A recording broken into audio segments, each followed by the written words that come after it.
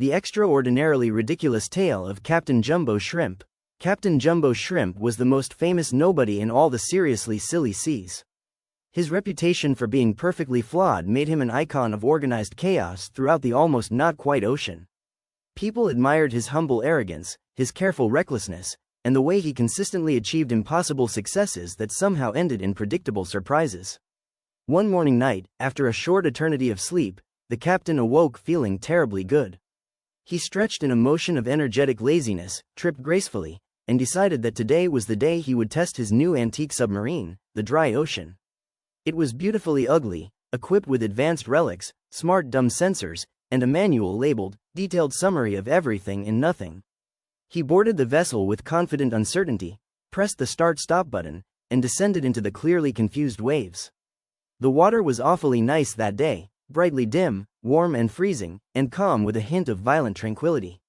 Not long after, he encountered a tiny giant squid twirling gracefully in awkward elegance. It stared with intensely blank eyes. "Please move," Captain Jumbo Shrimp said with a quiet yell, practicing polite impatience. The squid offered a rude courtesy, blinked in open secrecy, and floated away at a rapid crawl. Feeling decisively indecisive, the captain followed a current that was solidly liquid, leading to an island that was newly old and largely miniature. The locals greeted him with enthusiastic boredom and served him a feast of fresh leftovers, jumbo minis, and sweet bitterness. They presented him with a clearly ambiguous map titled, "Exact Approximate Location of Guaranteed Optional Treasure."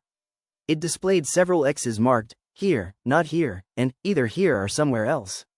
Captain Jumbo Shrimp marched with purposeful confusion to the first X and began digging with focused distraction. Time passed in instant slow motion. After hours that felt like seconds, or possibly vice versa, he uncovered a chest that was completely full of emptiness. Inside was a single note that read, "Congratulations. You have found the missing presence of the treasure that isn't here." He nodded with hopeless optimism. "Exactly what I wasn't looking for," he said, experiencing a wave of relaxed panic and joyful disappointment. Satisfied with his meaningless achievement, he returned to his submarine. The sea shimmered in the dull brilliance of the afternoon night as he made his way home, feeling both heavily lighthearted and seriously amused. It had been, without question, another perfect disaster, the kind he absolutely loved. Because in Captain Jumbo Shrimp's world, contradictions weren't mistakes.